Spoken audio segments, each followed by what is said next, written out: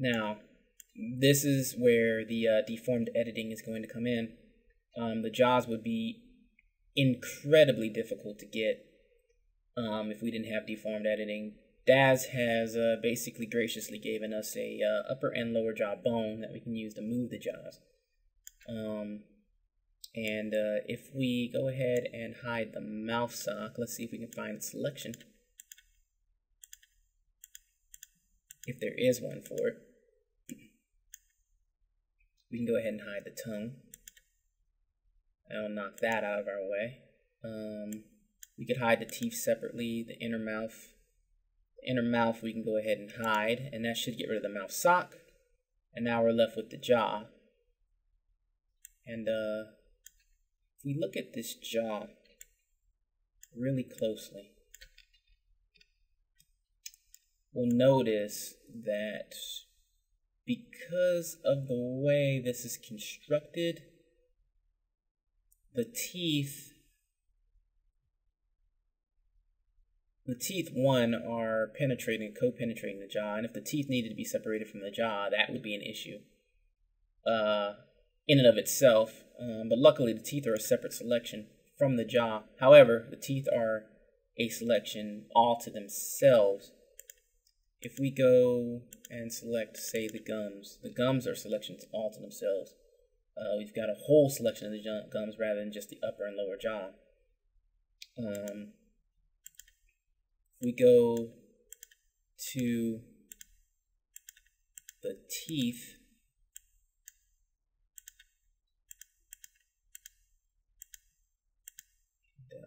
we can't appear to find them right now. They must have been before. Yeah, here we go. The teeth are also one whole selection rather than upper and lower jaw. So this is kind of difficult. There's no real easy way. If we could use our live selection tool, we can come in there, but we're gonna have to remove bits of teeth from upper lower jaw. And I did it once this way, and it was ugly. This is before I discovered deformed editing, which is amazing.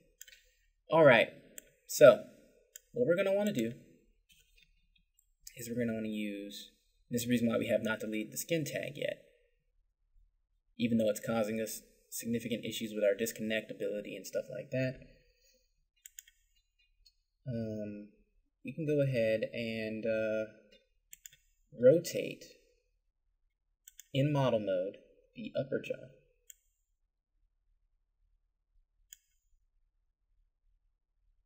And now that we've rotated the upper jaw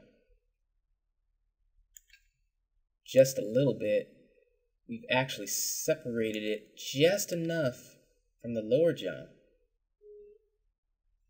that we can actually get a pretty valid selection of it without any issues. So we can actually use our marquee selection tool with only select visible elements off, and we can just drag a quick marquee and make sure we have our Testa FR rig selected. We can drag a quick marquee and we can grab the whole entire upper jaw. Incredible. And now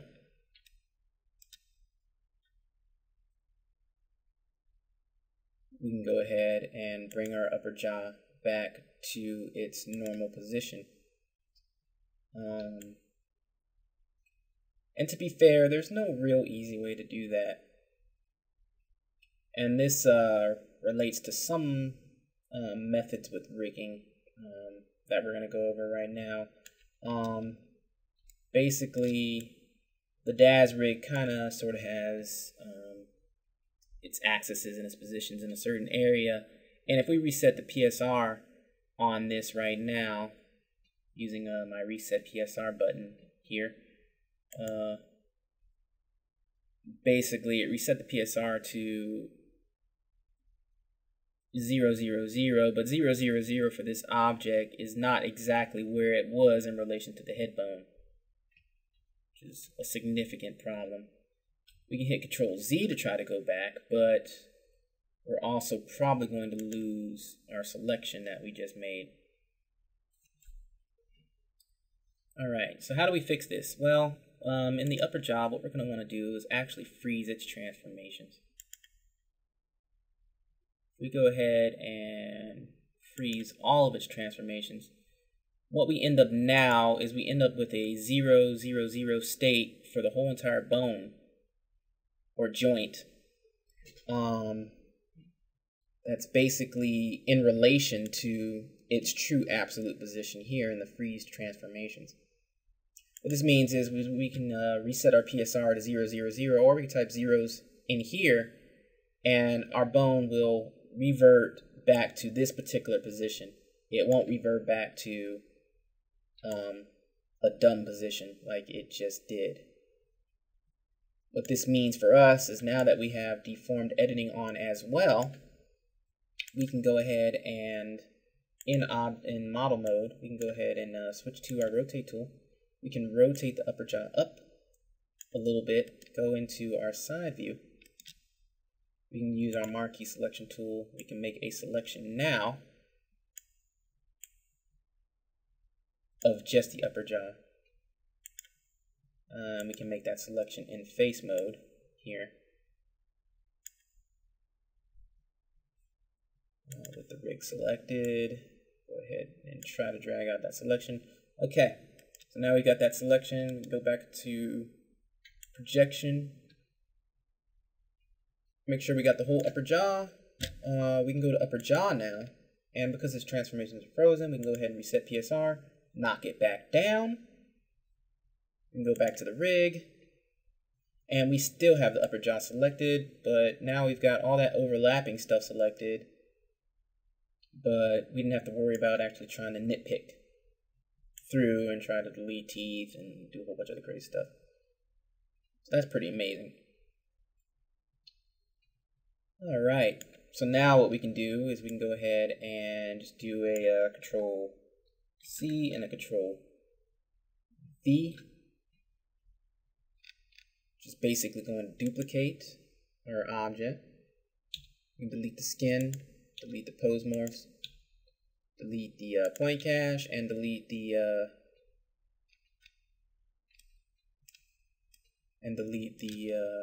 weight tag. We can come over here to our face. We can name this Testa U underscore jaw, Testa underscore U underscore jaw, and we can go ahead and hide the right eye, the left eye, and the face.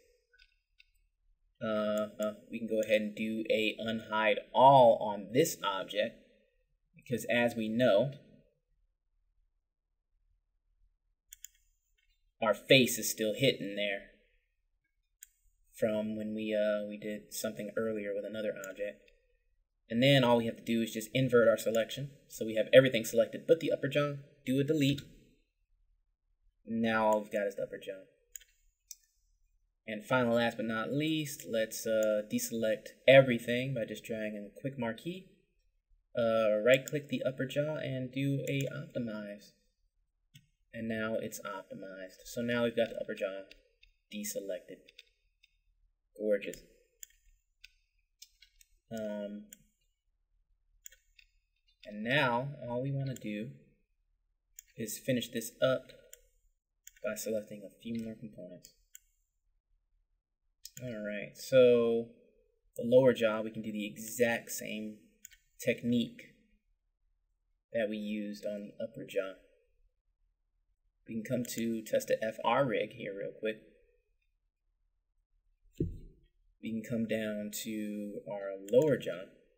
We can go ahead and bake in its transformations. Right now they're not at 0. We need them to be at 0 in order to reset PSR to 0. So let's go ahead and freeze all those transformations.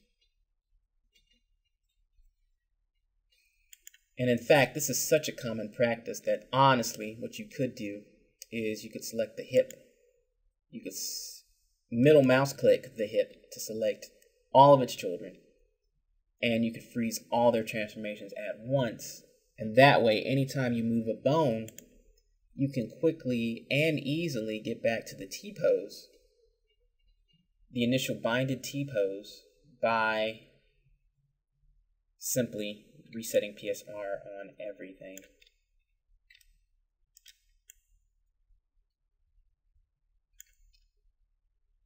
But right now we have the lower jaw PSR, or we have it frozen, so we can go ahead and use our deformed editing as a method to be able to deform this lower jaw so we can get an easier selection of it.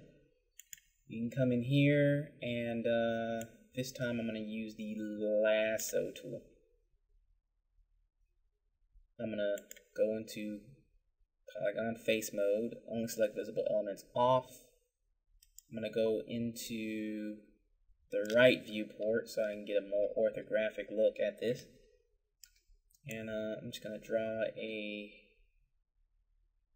dirty selection around the jaw because a marquee selection might be a little bit more difficult to get. I'm also going to make sure I have the FR rig selected, of course, so I can actually make that selection. And there we go. We've got the lower jaw. Now, of course, we don't want the lower jaw deformed in our soft image rig, so we're going to want to undeform it right now. The best way to do that is click on lower jaw and reset PSR. Since our transformations are frozen, click on the FR rig again. We've got the lower jaw selected. Let's do a Control C, do a Control V. Now we've got a copy. We can go ahead and name this copy Testa L jaw. Get rid of that G there. Remove the skin deformer. Remove the pose morph tag, the point cache, and the weighting tag.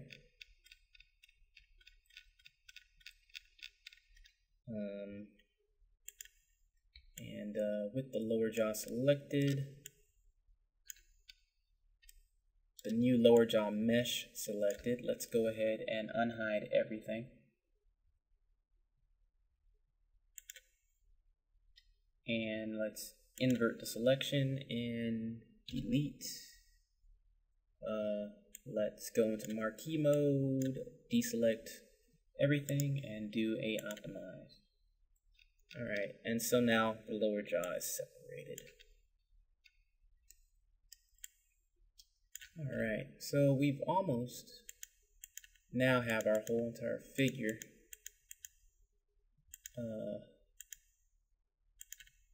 completely separated out for soft image. There are a few more things soft image can work with,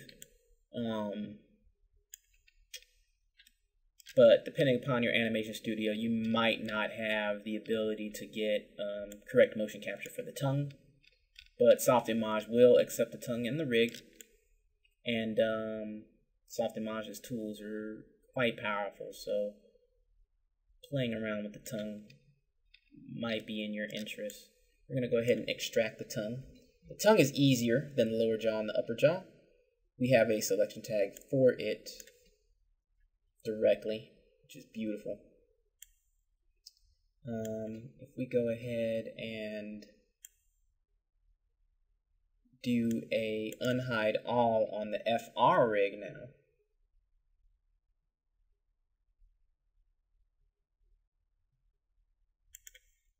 you can bring the whole entire face mesh back, and we can go ahead and select just the tongue. And there it is. So we'll select those polygons,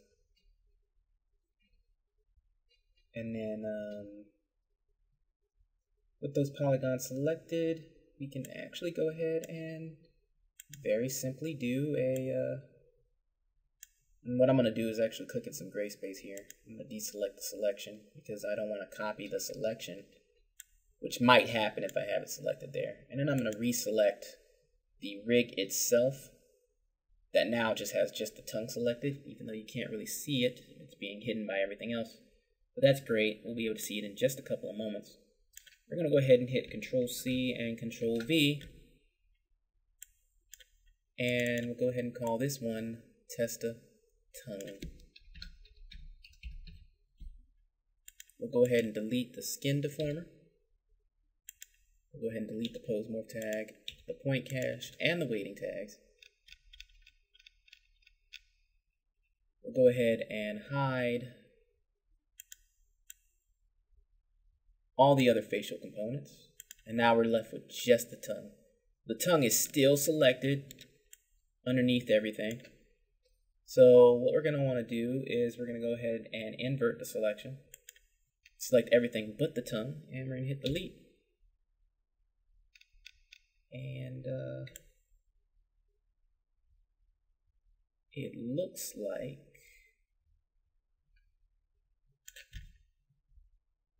the tongue selection tag here actually includes the lower jaw, which is kind of interesting. Or no, it doesn't. For some particular reason, the lower jaw just was not selected. That's fine. We can go ahead and invert the selection again. And we can go ahead and delete to get rid of the lower jaw. Just to make sure we got everything, let's do a unhide all on Testa's tongue, just to make sure that everything is unhidden. And yeah, there are no other hidden components here that are keeping us up at night. So we're going to go ahead and deselect everything by just dragging a marquee outside the tongue. And then we'll do a right click and we'll do an optimize. And now the tongue is clean. So beautiful. We've got the tongue mesh. We've got the upper jaw, or lower jaw, upper jaw, right eye, left eye, and we've got her face all separated nicely for soft image. The only other component that we have to deal with is we have to deal with the fact that on her face there can't be any holes except here at the bottom of the neck. Now, the DAZ rig already takes care of that for us, at least as far as the mouth is concerned. Basically, if you're rigging your own models for soft image, you're going to want to make sure that you create them in such a way that the lips come in through the mouth, and then they kind of filter out into a mouth sock. When your character speaks and opens her mouth and whatnot, I mean, the mouth sock also provides, you know, that nice red fleshy bits that you would see in a normal person's mouth. That's why it's there. It's very important. Alright, so yeah, we're going to want a closed mouth sock so that basically the whole entire skin is uniform. We're also going to want to close, of course, the eye sockets. And the problem with the eye sockets is DAZ does not give us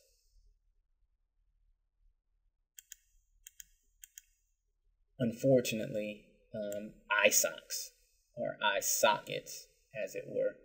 We're going to have to create those manually. Luckily, that's very easy to do as well. Alright, so first of all, the mouth sock. We lost the mouth sock when we were moving stuff around. We're going to want to get that mouth sock back, and then we're going to want to optimize the mouth sock so it's actually joined with the lips, because right now it's actually a separate component from the lips. Soft image is going to see that, even though that they probably have coincident vertices. It's going to see that they're separate, and it's going to think there's 2 holes in the mesh. In fact, right now it's going to think that there are 4 holes because of the eye sockets as well. So on the FR rig here, we're going to go ahead and try to figure out which one of these selections is our mouth sock. And it's going to be the inner mouth selection. With that selected, we're going to want to do the same thing we did before. We're going to want to select the FR rig. We're also probably going to want to deselect the selection itself first. Then we're going to want to select DFR rig. Then we're going to want to go ahead and do a Control C and a Control V. It's basically going to give us a new copy of the FR rig. We can delete the skin deformer. We can delete the pose morph tag, the point cache tag, and the weighting. We can rename this really quickly so we know what it is. This is mouth sock.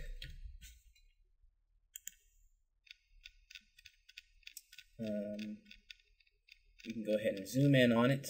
We can go ahead and invert the selection. So we've got everything but the mouth sock. And then we can go ahead and hit delete. And if we go ahead and hide upper jaw, the lower jaw, and the face mesh, we can go ahead and see what we've got here. Alright. So this little area here, and we can go ahead and hide the tongue too. This little area here is actually going to be connected to the lips inside the head. And it basically forms a suction with the lips. And so when the lips deform, they actually move these vertices with them, and then you can see inside the mouth.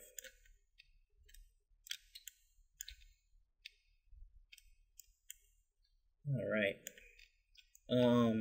Once again, this is going to be a part of the face mesh, but we're going to have an issue because there's a hole here, and once again, we're going to get that problem. It's going to be like, hey, you've got a hole in your mesh. So what we want to do here is we're going to create tris and quadrangles. We don't want to create n-gons, so we're going to make it create. Uniform geometry here. This is something you just want to do in modeling. You just want to make sure you create quads whenever you can. They're very useful for later workflows like sculpting and texturing and things like that. Try not to have n-gons. Anyway, the close polygon tool will allow us to just close this polygon hole with some random polygons here, and basically it'll take care of that issue there. So we don't have to worry about Softimage complaining and saying there's a hole there, which is great.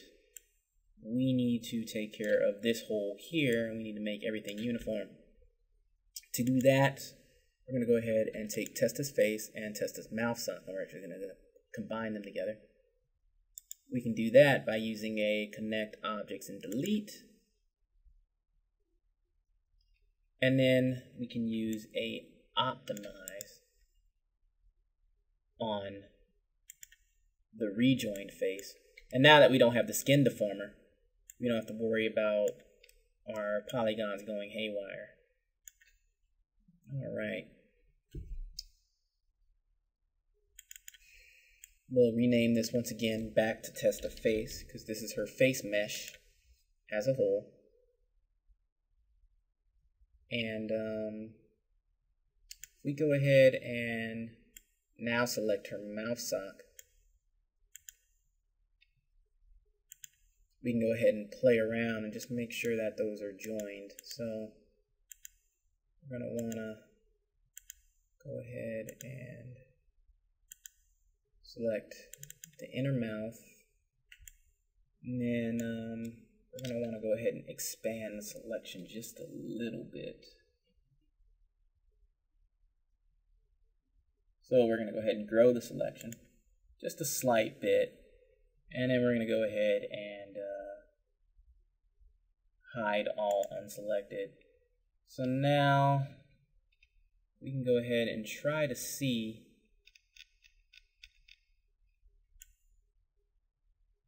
if her lips are actually connected together with her jaw. So if we just do a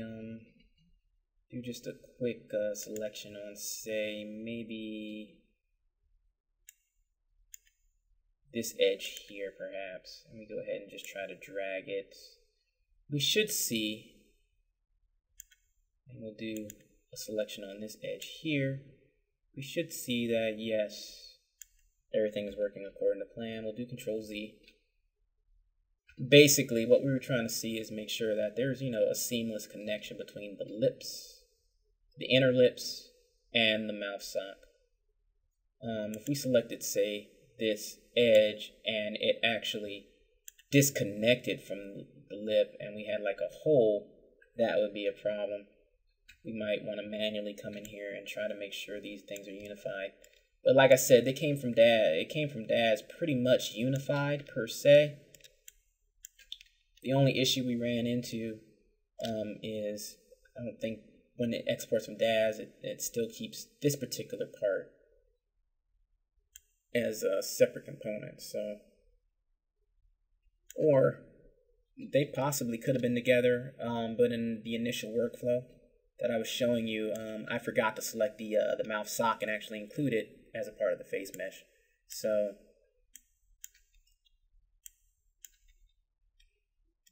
anyway, I'm gonna go ahead and just drag in this empty space to go ahead and deselect everything, and we pretty much are good to go. We can go ahead and unhide all. All right, so that's pretty much it. The only other thing we got to deal with is these eyes. So to do that, what we're gonna do is use some hiding tricks again. Come over here to the rectangular selection tool, and we're gonna go ahead and just select this part of the face here. We're gonna go ahead and hide it.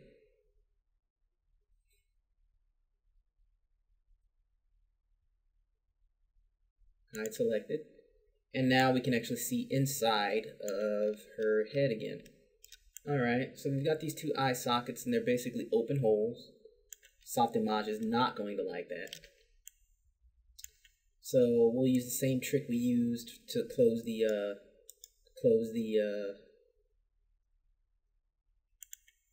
mouth sock. Go ahead and close the polygon hole for this and for this. And they don't have to be symmetrical. You can make them symmetrical if you want. You can go ahead and actually select all those polygons with select visible elements on. We'll select visible elements on, and we can go ahead in face mode and drag a marquee a live selection across all these polygons. And actually, it'll probably be faster for you this way if you do it this way. We can just do it, we can do the extrusions all at once. So technically we're good, and technically if we were to add the eyes back in, I mean, there's really no need to necessarily extend these eye sockets out per se. It's not necessarily like the viewer is actually going to be able to see that we have an issue like that. And honestly, unless you're creating a one-eyed character who's got a hole in their eye, there's really no reason to go any further than this. But let's say we did want to go just a little bit further. We can go ahead and hide our eyes. Again, clicking on the little stoplights. And we can right click and use the extrude or bevel tool. I'll probably use the bevel in this particular case. And we're just going to go and we're going to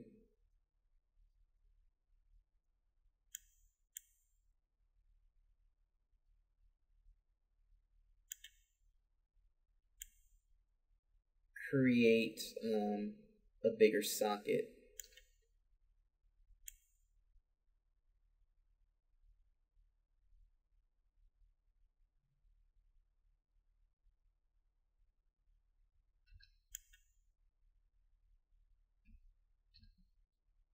And what's great about the bevel is we can use the bevel to, drag inwards and basically try to create like a circle for our eyes to actually have, you know, a kind of sort of a circular socket like they would have in reality. And then we could use our soft select tools. We could probably use a knife to create a cut here through the center of this new face, of these new faces, and we can basically kind of sort of subdivide this manually with the knife to kind of sort of get a good distribution that we can use to just curve it out instead of having it be like kind of this hypervisor kind of thing going on. But basically all we need. We don't necessarily need to do that, and honestly it is increasing face counts, and we may or may not want to increase our face counts.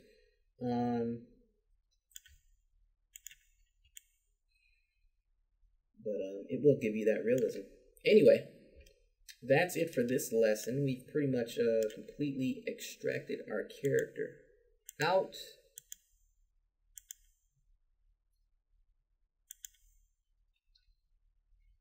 In chapter 6, we'll actually be using these separate components as a method to actually do a significantly better Cinema 4D face rig and improve our DAZ face rig. But for now, in chapter 3, we're going to go ahead and export this to Softimage, and we're going to import it. And we're going to see what Softimage's face robot is all about. Alright, so see you guys there.